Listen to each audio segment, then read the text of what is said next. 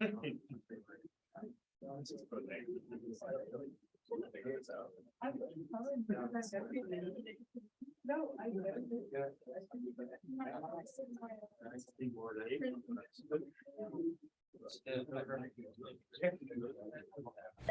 digital media consultant is here. Thank you, Tina. Hey, Richard. Phil, go ahead and say that stupid thing you said to me earlier. Oh, measuring ROI on social media is a myth. Yep, that's it. Maybe you can measure ROI on social media. I think you can measure ROI on social media. You can definitely measure ROI on social media. Huh. I might call the cops. Oh, Phil. Really? Really? Phil, come on. Be a good sport. Okay, so thought for today, measuring success is critical, whether in business or in life. Yeah, we can also measure success spiritually, right? So look at 2 Corinthians, examine yourself. Really what this verse is saying, look inside and see if you are a true believer, right? And so there's ways that we can test that. We talked about the fruit and all that we bear. We should look inside and go, do I really follow Christ? Is this my parents' faith? Or is it my faith, right? 1 Corinthians 11 says the same thing. Let a man examine himself. Psalm 26 says that examine is David's thing. Examine me, Lord, and prove me and test my mind and my heart. Right? Socrates said the unexamined life is not worth living. We said that didn't have classes on measuring marketing. Then we found out how important it was when we got to the work world. And just in case you didn't know, it is Hawaiian Shirt Day. Which, by the way, where are your Hawaiian shirts? I'm pretty sure that's 10 points off the test or something. I think so. So Socrates, the unexamined life is not worth living. Let's pray. Father, we pray that you'll help us, although we don't like to measure ourselves because we might find ourselves wanting, we might not look like what we see. It's really important to ask ourselves, am I growing spiritually? Am I doing the things that I need to do to live my life the way you want me to live? And we pray you'll help us all become the kind of people who examine our lives and then clean up ourselves so that we do what we're supposed to. We pray in Jesus' name. Amen. So why do we measure? Not everybody, not every business measures marketing, what's going on in marketing until they have a problem. And then when sales are low, well, then it's, well, what are we going to do? We're not making enough revenue. So measuring allows you to see where you are. And if you need to make changes, it prods you to set objectives, goals, and it prods you to dive deeper to find out what's going on. For example, a few weeks ago, we had this little measurement exercise in here, right? And some of you got a score after you were measured that you didn't like, right? So what should that have prodded you to do? Oh, what did I do wrong? We've had a number of you come to us and say, hey, how can I study better to do better on the tests, right? I want to know. It prods me, where am I? Now I need to make changes, and it prods you to have objectives. So now you're thinking, I want a 99 on this test that's coming up Friday, right? So I've changed the way I'm studying, and I'm studying more. I've actually started studying. All right, not everything, but right. So I've set objectives, and I thought, okay, how do I prepare for these analytical thought questions that put me in the position of being a product manager? How can I do that? So it prods you to do better, to figure out what's happening and to set goals. And so measuring does that. We're going to suggest it's better to measure before you have a problem so that you don't have a problem. So what are some of the things you measure? First, key success measures. So let's say, for example, I better wait for you guys to write things down. Here, would you hit the V button? All right, So let's say that you are a sales manager. You've got 6 people who work for you. Okay, you've got Sid, Mary, Jim, Karen, Ralph, and Melvin. All right, now, your boss comes to you and says, if at the end of the year, 50% of your revenues are from new customers, you get a 25% bonus on your check. How many of you want that 25% bonus? I had a 25% bonus once. And I'll tell you what, I did when I was vice president of CenturyLink, and I did whatever I could do to make sure I met my goals, right? So 50%. So my question to you is, what are you going to measure? Yeah. Okay, well, how do you do that? That's a good deal, but I don't know if you're effective or not. So what do I measure to do this? I got 50% revenues. 50% has come from new accounts. How many new accounts they create? What's that? How many new accounts they create? Okay, number of new accounts. How about how much revenue we get from each of those? Right? So I know revenues. All right, so what if I measure this and I get 4% of revenues are coming from new accounts?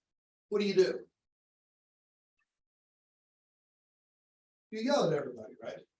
Hey, our goal is 50%. What are you doing? You guys get with it. And what does that do for your employees? They don't know how to change. They might be motivated to do more of the same, which is going to give me 4%. I don't know how to fix stuff. So what we want to measure is key success factors. What are the things that people do that bring about success? So what do you want to measure? What does a salesperson do that creates success? Get new clients. What's that? Get new clients. How? By going and doing sales calls. All right, so how about a number of phone calls? Right? If you make 0 phone calls, how many sales are you gonna have? Okay, and then the number of office visits. And then the number of sales. Okay, so can we measure those for each person? Yeah. So Sid, he has 25 phone calls. He makes 15 office visits and closes 5. Mary, she makes 50 phone calls, has 1 office visit and 1 close.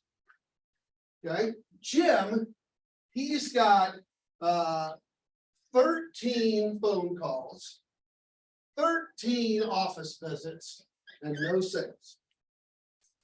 Karen, she's got 18 phone calls. She's got 6 office visits, and she's got 3 sales. Ralph, he's got 12,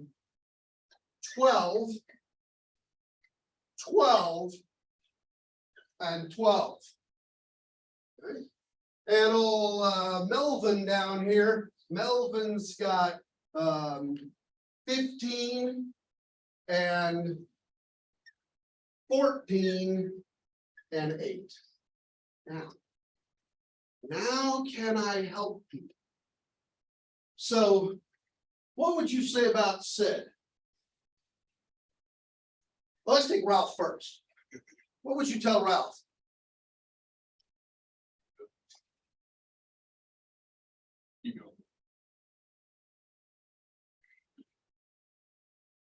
He's doing 12. Yeah, Ralph, you're great. Kick it up, buddy. Your goal this week is 24 calls. Right? And if he gets 24 calls, we're gonna really like results, right? All right, what do you think about Mary?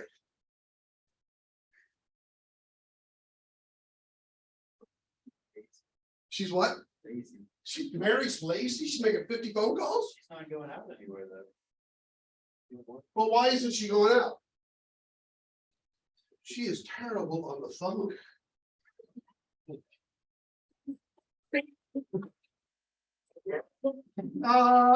I think we need it. So what am I gonna do with Mary? I'm gonna say, hey, Mary, I'm gonna get on the phone with you and I'm gonna listen to what you do. And then I'm gonna make some tips and then I'm gonna let you do some more. And then you're gonna listen to me make a phone call. And then I'm gonna listen to you and I'm gonna give you some advice, right? And so what we want to do is get Mary more office visits because her phone skills stink. Right? Yeah. All right, what about Jim? He can't close.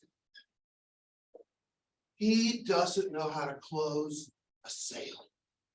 So what do we tell Jim? Jim, we need you to make more phone calls. Right? He's lazy. Right? But you do good in your office visit, but you're not closing. So I'm gonna go with you on the next 10 office visits you have. And I'm gonna give you tips on how to do things. And you're gonna watch me close, and then I'm gonna watch you, and then I'm gonna give you tips on how to do it because we want you to improve. Right? You see how I can help every single person if I'm measuring the right thing. Right? So I want to study those key success factors. What are the things that people do that makes them successful? So when I went to Bell South, we had like 28 product managers, different products. Mine was Frame Relay. My product grew 400% a year. And other guys that were barely growing. But when I got there, we were the worst in the industry in terms of sales and in terms of quality. And so I said to myself, what are the things that I need to do to get people to be effective? So I asked some salespeople, I had 1,200 of them, send me some of your PowerPoints. I got these PowerPoints, they were the worst things in the world. So I developed a new PowerPoint. And then we paid somebody $4,000 to take that PowerPoint, make it really slick. And it was great. And then I went out and I taught people how to sell Frame Relay. And our sales went through the roof because they didn't know how to sell it. Right? So you find out what's going to lead to success. My CEO, Glenn Post at CenturyLink, every month he got 7 sheets, legal sheets of single lines of things that were important that he looked at. Out of the side, it had a yellow, a red, or a green. If it was green, he didn't worry about it. It was yellow, he went to looked at it if he had enough time. If it was red, it got his attention. Management by exception. Right? So these are the key things that we need to do for our business to succeed. One of those is cash flow. So if cash flow was red, you think he was going to spend his time on cash flow? Well, yeah, somebody is screwed up. Why do we not have enough money to pay payroll next month? Right? I've got to work on that. And so he worked on that. But if that was green, he didn't bother with that at all. He went down and looked at the other things, right? And so he found out what was important for the success of the company. So if we understand those key success factors, it helps us make sure we're going to have success. All right, so some of these, we're just gonna list them for you in the next 2 slides. The first one is obviously revenue. How many of y'all have had, finance? So, all right, tell me what revenue is. How do you measure it? How do you calculate it? How much money do you take in? Okay, how much money you take in is determined by what? Price times quantity. What's that? Price times quantity. Price times quantity. That's on the sheet in the back. What a guy, he knew anyway, he's accounting. So there is in Canvas, that sheet that I gave you, and there's a little video that walks through that sheet, make sure you go through that before you take the test. You want to say that again? Make sure you get through that before you take the test. How about that? All right, so we know what revenue is. By the way, you'd be surprised, we'll get in upper level classes like internet or something, and like reminding people what revenue is. So let that stick in your brain. That's a really key business term. So obviously, we want to measure revenue growth, right? If we're selling products, we're in the business to make money, right? To increase shareholder wealth, then revenue will be really important. And we can measure that through these factors like year over year, month over month, or quarter over quarter, right? We want to see how many products, how much was our total revenue, how much did we sell, what was the price point and all from this quarter versus last quarter, right? Or from this year versus last year, right? Then we also can measure it in total firm sales, right? This is really important. The stock market, people, investors, things like that, they want to know your total firm sales. But we can also drill down and measure the same store sale, right? How did we do at Christmas last year, right? Versus this year, okay? And so we can zero in on a sale of a particular product to figure out maybe which markets are working, which ones aren't working. Walmart reports every quarter its same store sales. How much did each store do versus last quarter to see if each individual store is doing better or worse? And that's, the stock is going to go up and down, not on total revenue, but same store sales. Yeah, and that's important for you on the marketing management end, because maybe some stores aren't producing and you need to close them down because it's costing you. Maybe you're leasing the buildings, you've got employees, all that, and you need to make sure you're making your best return on investment. We have other things, other credits, charges, bad debts, returns. In fact, I just saw a survey, it was from this year, earlier this year. It said 88% of people have returned at least one clothing item in their life, right? Have you ever bought an item and returned it? So why else would people return a product? All right, it doesn't work. What else? All right, you decided you didn't need it. Maybe you bought it from Amazon and it wasn't what you thought it was, right? So that can be important to a marketing person. How does that affect us on our bottom line? Yeah, you're not making money, right? In fact, you're losing money. How are you losing money when you get a return? The product is used. Yes, now it's a used product. That's exactly right. So my nonprofit class, we visited AIM right down the street, Anderson Interfaith Ministries.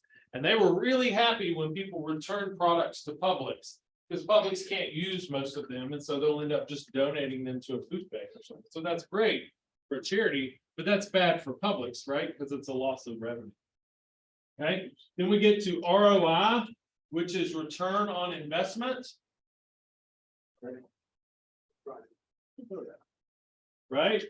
So we have ROI and MROI. So be familiar with both of those terms. What is return on investment?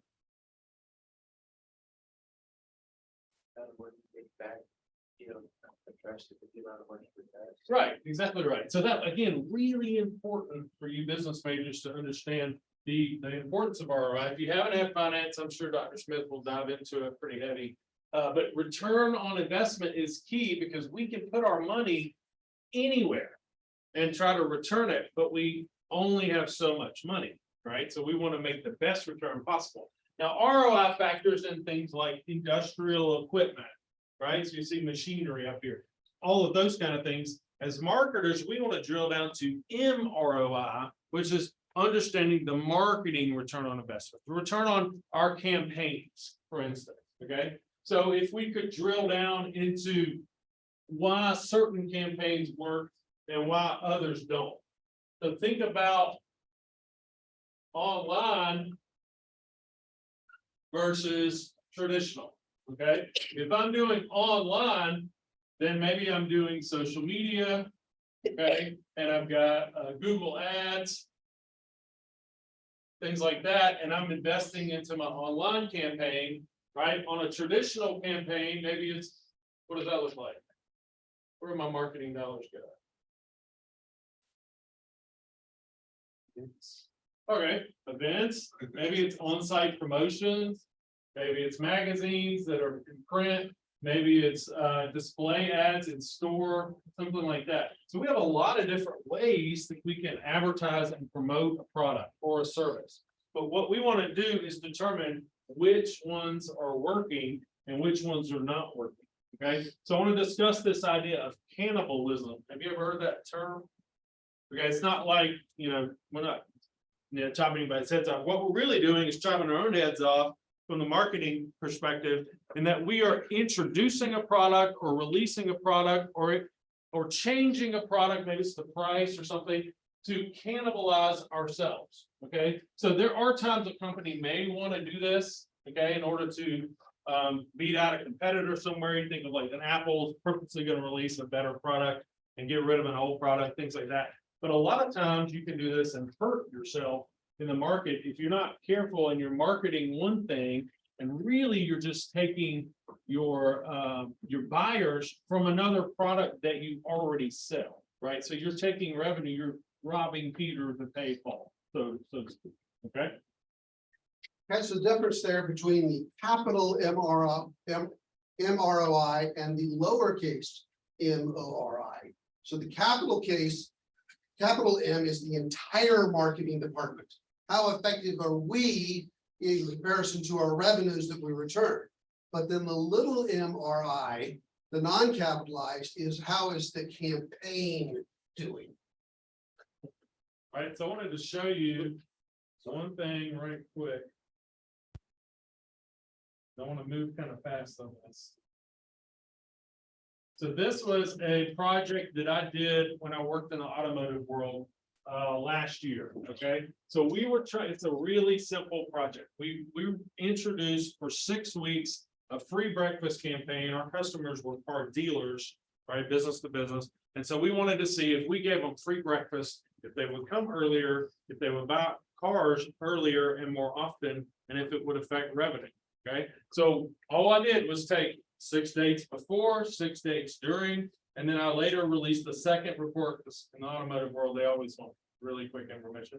So I gave them a second report of what was going on then, and then I wrote up a report. So this would be something you would do in the marketing world. You can do this as an intern, you can do it as a marketing manager, and then you would say, all right, boss, and then you write them, here's my promotional strategy, here's the conclusions that we reached. And then you would, in one page, and then you drill down and you're like, have you had statistics yet?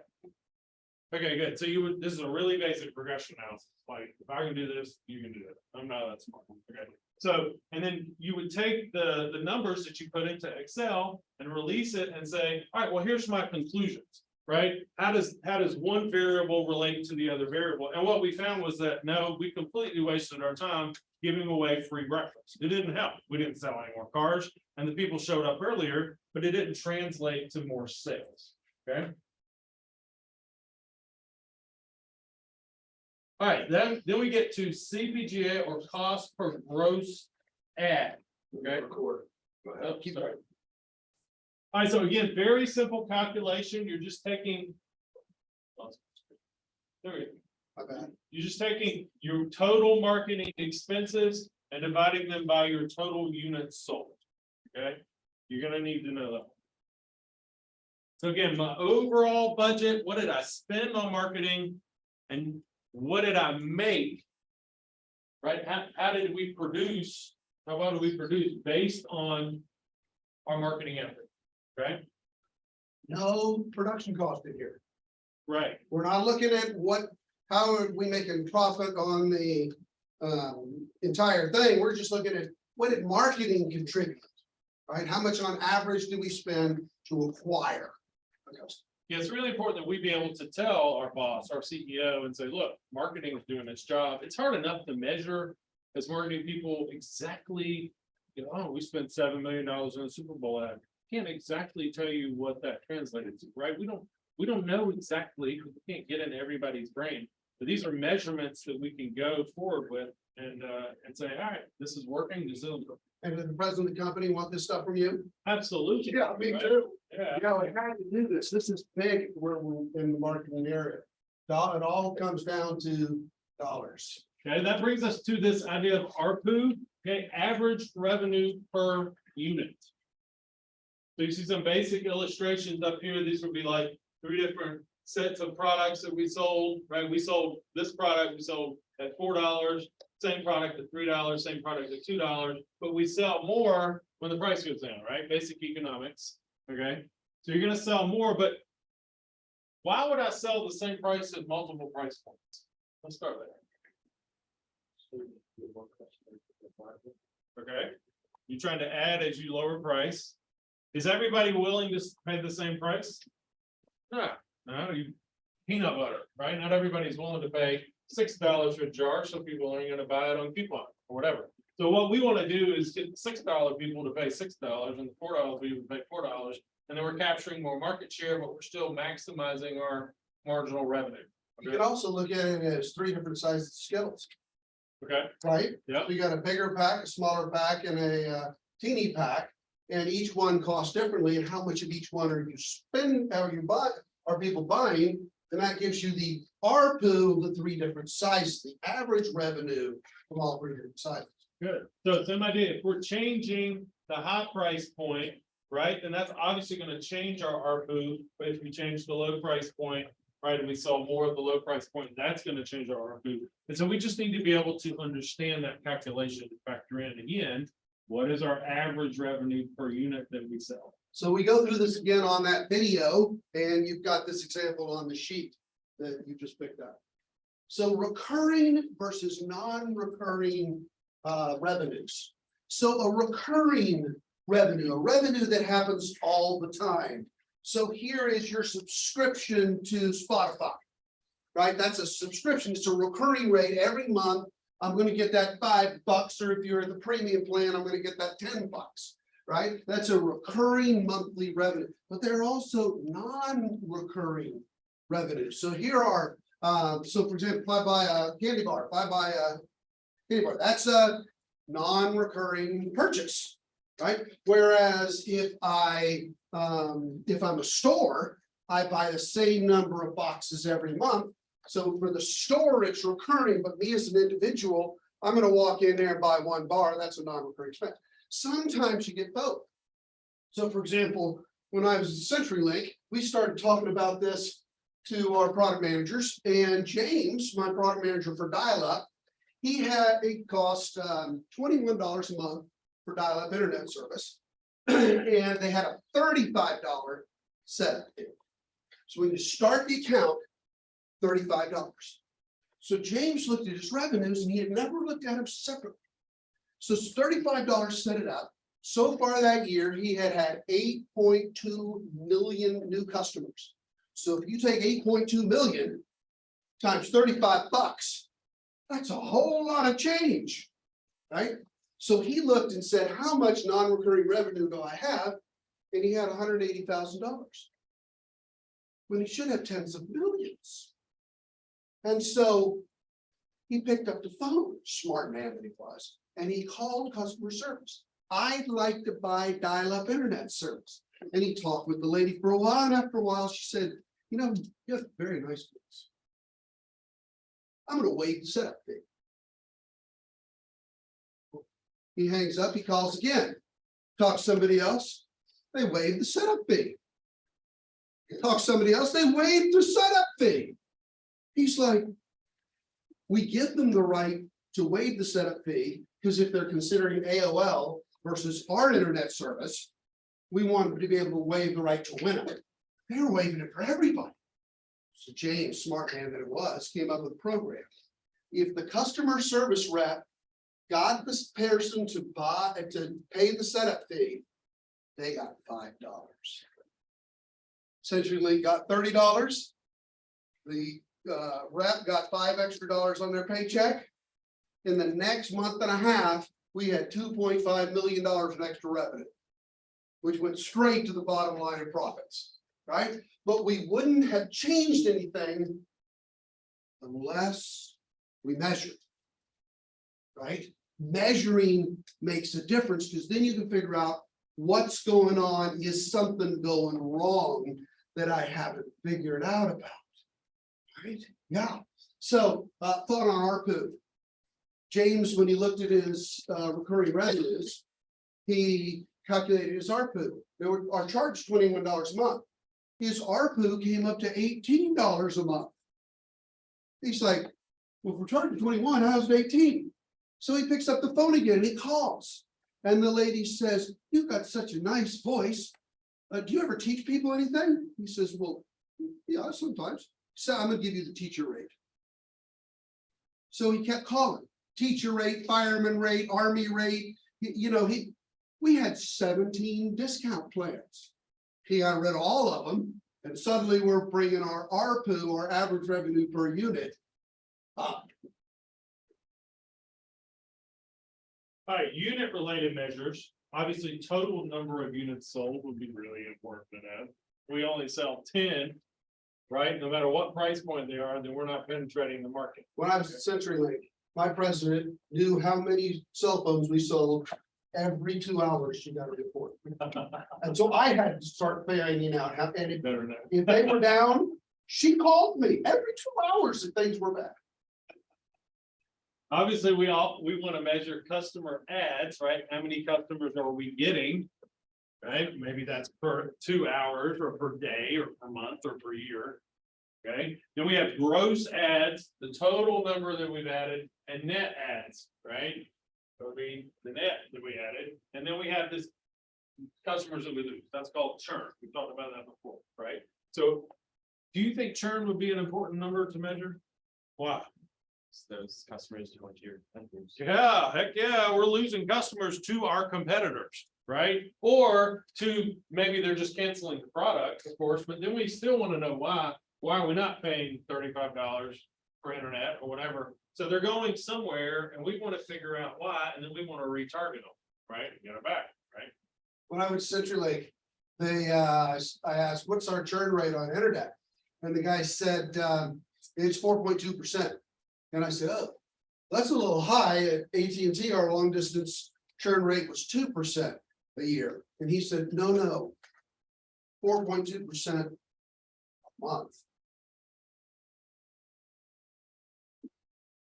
We lose half our customers every year churning out. Yeah. You think we put some money in trying to fix that problem? You bet we did. Which one do you think is cheaper, by the way, to get a new customer or to keep an existing customer? Yeah, it's the same way with employees, right? In the workplace, it's a lot cheaper for a company to just pay someone a little extra or retain a current employee than it is to have to recruit, train, get on board a new employee, right? It's the same thing. $33,000 to hire a new employee. That's right. And it's the same thing in our world on the marketing side, right? We don't want to lose customers because in fact, I was at the bank. One of the things we would do is measure customer service. We would do surveys. So I worked at Regions Bank and they hired Gallup because they knew Gallup was a good survey company and they recognized that good service was obviously connected to retention for customers. And what's really important for banking is adding more products per customer. Okay, so we had a whole year that we got to compete branch to branch. There was about 2,000 branches. My branch finished second in the whole company, by the way. I was really proud of that. I got a little award. No money. Like, come on. Give me a bonus. I got a little award. I got to go to Phoenix. All right. So anyway, so if that's one way that we can measure retention, right? Is to add more products per customer or get them to repeat purchase. But if they hadn't been measuring how many customers we have, how many we add, how many we lose, then what could have happened? Suddenly, they find out their revenues are really bad and they don't know why. And the truth is, they've lost 10% of their customers because of bad customer service. Yep. If you don't measure, you don't know. Very nice. So channel performance. So our channels. Now, we could have lots of different channels. So we often call it multi-channel or omni-channel, many different channels. So one channel Amazon could be a channel, right? It could be our website is a channel. It could be grocery stores. If we're looking at candy, I've got a convenience store channel, I've got a grocery store channel, I got drugstore channel, and I got candy channels. So why are those different channels? because they sell different products to different kinds of people at different kinds of times. So how successful is each one of those channels? So one time when I was at CenturyLink, we had this outbound channel, okay? So we telemarketed you. We call you on your phone to try to sell you something. And it's amazing. If we got you on the phone, the close rate was 80%. So if they got you on the phone during dinner, you would buy from them. We had another channel, that's our outbound. We had an inbound channel. So our inbound channel was in Louisiana. So this is, we sent you a piece of literature in the mail, a direct mail. You got it, and you called us and said, I would like to buy your internet service. Our close rate was 20%. Something wrong with that? You don't want my service and I get you to buy it. You want my service and you call my rep, and my rep is so bad that you don't even buy when you wanted to buy. So my product manager pulled everybody off the phone in Louisiana, trained them for an entire month on how to sell. Close rate went up to 40%. Well, that was better, not good enough. I mean, these people want to buy from you. So what he did is he pulled 25% of the people off the phones every week and trained them better and better and better. Got it up. When I left CenturyLink, it was up to 60%, but his goal was 80%. Right? But he never would have known that they were such lousy salespeople and such nasty people on the phone unless he had measured the performance of the channel. And how about a campaign? So we send out 250,000 pieces of literature. How many people buy? How much extra revenue do we do? How effective was this postcard versus this postcard? So we would measure each single piece that we turned out and how effective each single one of them was to find out which was the best and what were the things that we did right. One time we perfected it so well, we sent out a piece of literature and had 17% of the people who got the literature accepted the offer. It's amazing. So what we did is we took the people who took the offer, we sent the same piece out again, had another 13%. Sweet, right? Segments. I think you were supposed to be campaigning for it. Right? Keep going. Oh, all right. So segments. I'm at Bell South and I look at my customers. I just get the list of customers and how much revenue they're spending with. And I found this one segment, federal government. And down in Georgia, every single ag office in the state of Georgia had a T1 frame relay from it, right? Which was about $2,000 a month. Every county has an ag office to help the farmers. And every single county had one of these, but only in the state of Georgia. So I got on the phone with my vice president and said, you know, it'd be great if we could get all the other states to have a salesperson go to the ag office to find out how the guy in Georgia did it, and for that person to tell everybody else how to do it. My VP said, hold on a second. He called all the VPs of all the different regions, got them on the phone, told them that. They found the person who did the good work in Georgia, set up a call. Everybody listened to this person. And 3 months later, every single ag office in our entire area had one, and it was worth $3 million a year. Because I looked at what is our government sector, right? I looked at the list of the customers and how they were doing. All right, customer satisfaction, we talked about that, but again, really important. It reminded me of a Cracker Barrel visit I had earlier this year. My wife and I were having dinner and the waitress completely just disappeared, right? For about 30 minutes, didn't see her. She hadn't taken her order or anything. But she came over, greeted our table, got our drinks, but she never brought the drinks, and she came back. And we were like, where'd you go? You know, and she said, well, I was talking to my husband. We're like, all right, well, cool. I'm sure it was important. Can we have drinks, right? And she proceeded this really bad service throughout the whole meal. So we gave her, the manager, I just happen to know the manager guy at Cracker Barrel, we used to work together at the bank. And I said, Brad, we just got it. You know, maybe we should get rid of her, like, she's terrible. And so we talked about it. He gave me a coupon to come back in. I came back in. Be careful when you take the test. We came back in and it was young girl. This is like her first day at Cracker Barrel, and she gave me the best service I have ever had at a restaurant. She was amazing. And so I went to the checkout and they said, how was your experience? And I said, it was great.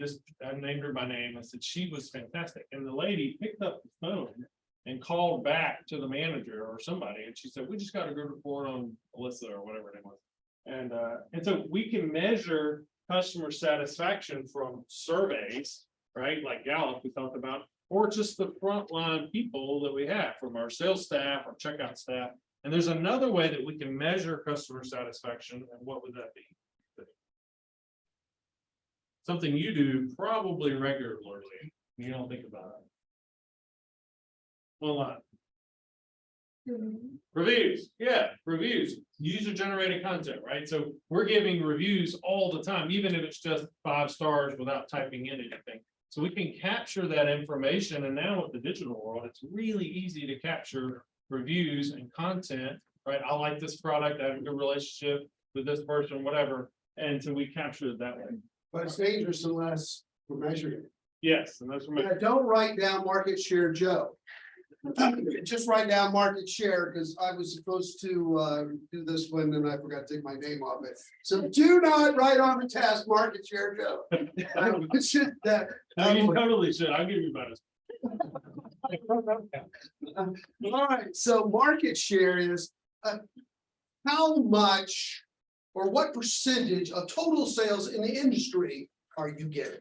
So if it were a pie, we had let's say I brought a pie in to the office, right? And then I cut it in pieces, right? So what I would do is I probably, because I'm fat and I'm trying to be on a diet, I'd take this little piece over here, and Professor Whitaker would take this piece right here, right? Which says he's got a bigger share of the pie. I'm good with that. So market share is what percentage of total industry sales do you have? And a lot of companies, they focus everything they do on how much share they have.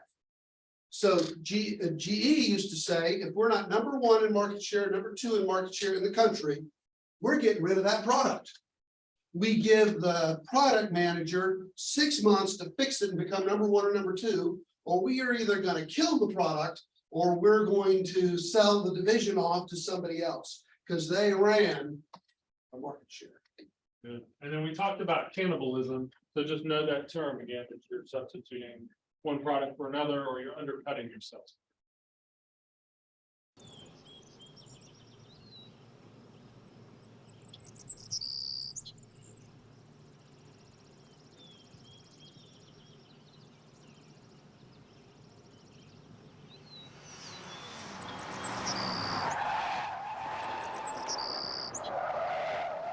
Accidents can happen anytime. That's why Geico's here 24 hours a day, every day. Gotta have goals. So when we do measurements, we're gonna do them quarter by quarter, year by year, month by month, but we're looking for, are there any trends? Are there any patterns? I think last class I told you about going to James and Mark when they came to me and said sales in May were lousy. And I said, well, what have they been like last year? And they looked at the last 5 years to find trends. Are there business cycles? Are there times of the year where you don't sell well and times of the year where you do sell well? One time, my product manager for long distance, Lane, came to me, and Lane had ADD. So Lane comes into my office and says, Joe. Yes, Lane. Joe.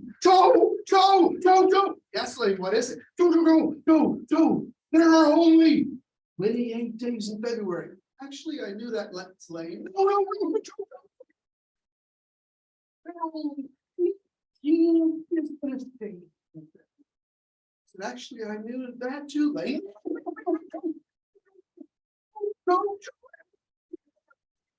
When I report results on February, they are always bad.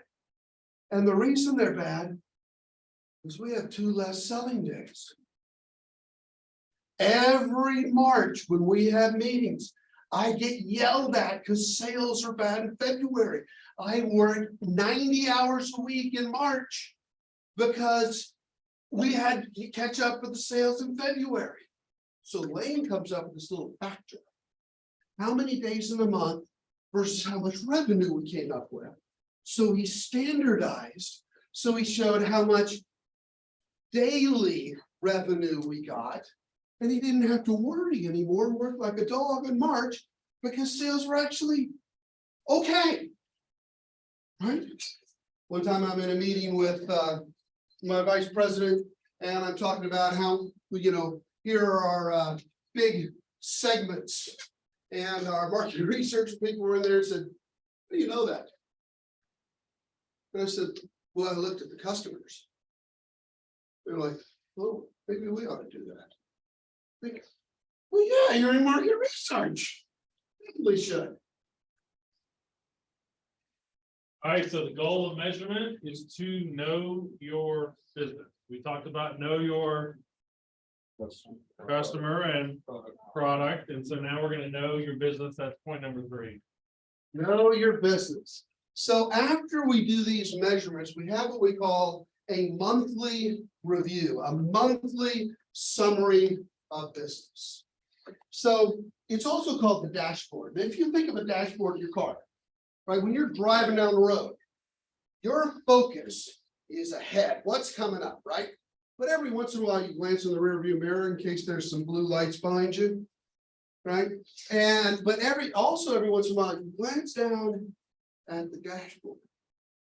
So I'm driving today, right, with my knee, of course, because I'm drinking my coffee and texting, and I look down and it says 101, and I think, I really should slow down. This is a school zone. So the dashboard is really helpful. That little red light comes up with the oil can, and you think, I might need to look at that in a couple days. Well, no, actually, what that means, you got 15 seconds to turn that car off, or your car's going to burn up. My son calls me once. He says, Dad, it was 11 o'clock at night. Dad, I'm coming. I'm almost home. Wanted to let you know the red light came up for temperature. I said, pull the car over. He said, no, I'm 5 minutes away. Pull the car over. No, really, I'm 5 minutes away. You pull that car over, you're not going to get home. Right? It's overheating. It's going to blow the block. Right? So he pulls over and I take some water out there. We put it in the radiator and we get it home. But the dashboard is very helpful. So in the business world, we also create dashboards or make sure you get this, the monthly summary of business. How often should we measure? It's called the monthly summary of business. It's amazing how many people put year over year, quarter over quarter, month over month. No. It's called the monthly summary of business. Make sure you get that. We get a lot of people who miss that on the text.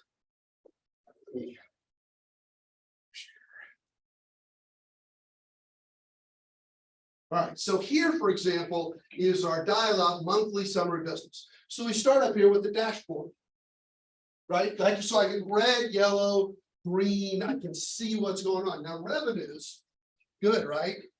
Love revenues to be good. I always told Karen, when people have stuff like the green revenues, pat them on the back, tell them what a good job they're doing. Karen never did that. She liked the red ones. She was kicking in the butter, not a pat them on the back. But I encourage you to tell people the green ones too. So interesting here, notice revenues up 2%. So I ask you, it's on the chart, so you can find it. How can revenue be up 2% if our net adds are down. If we have less customers at the end of the period than we're supposed to, how can we have more revenue? Who can find it? Isn't it based on quantity sold? Not quantity sold, because we have less units sold. Say we got less units sold, more revenue. Customer spending, I guess. Close, it's on the chart.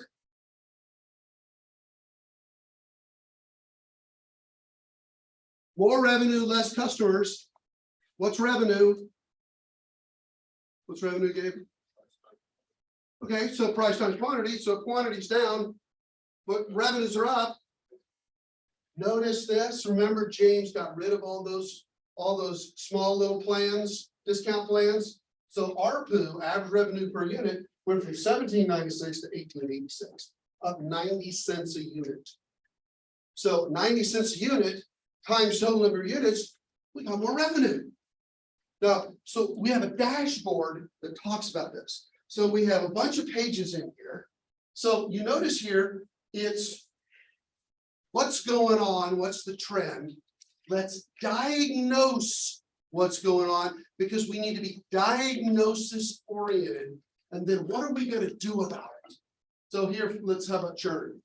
So you notice my churn, our goal is 3.75 and it's 450. So what are we going to do? Well, why is it that way? Okay. And what are we going to do about it? So we're going to have a retention plan. We've got a save desk when somebody calls to cancel the service. We transfer them to somebody special who can give them tech. We've got this new self-help technician reinstalls your, remember I told you about that? It reinstalls your settings. And this My Information Manager, which saves your password. We've got those initiatives going on to try to fix our churn. Guys, have a great day. Study hard for Friday.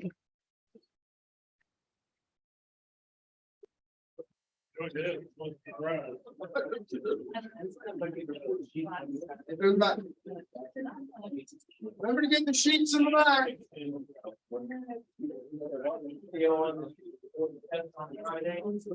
Look at the sheet and watch the video.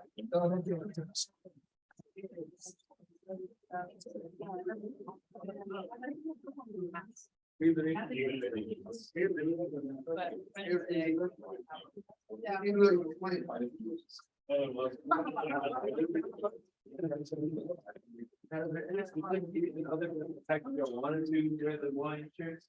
on my insurance thing. Spirit Week, college event, Spirit Week. Oh, Today was, and tomorrow y'all just best like professors. We're not the best like teachers.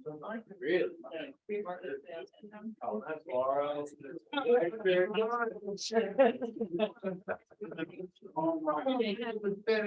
no, that's a good one. No, let me make sure. Probably the same time. So here, this guy. Beans or anything. No, Oh, we got it. that only what's on the study guide. Now, there are some general, you know, I mean, don't forget everything you learned. Yeah. That's kind Hey,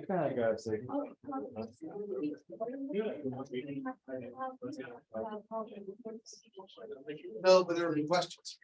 So we don't, like, we know what it is, but we don't know. Yeah, application request.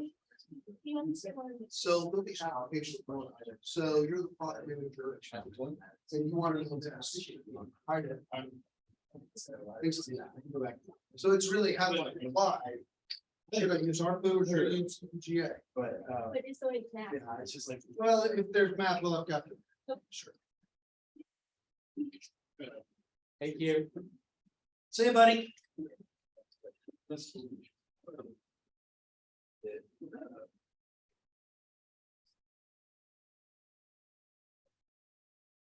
Yeah, good. Yeah. Be worth it. Pretty cool though. I like it. It was a fun project. Can I get you to give us a favor? Yeah. Take our picture. 50 minutes. Hold on. We'll pull this back up.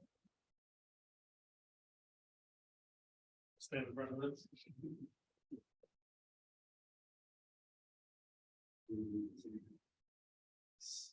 Thanks. Have a Have good one. fun. So I can't remember, but I think there are, some questions where they do that. That is practically by the. Okay. So I'll check the thing, and if so, I'll ask Terry if, because you know, it has. The college stuff. So Terry's not using. Looking for us. This stuff. I'll put them on your off. Okay. I don't think there are, but there might. be. I woke up this morning and realized I was not planning on being here. Remember, that's my thing we had talked about. I was just gonna go. Which with it. Wednesday? This Wednesday. Okay, Is that okay? sure. Because that's my presentation. Yeah, that's fine.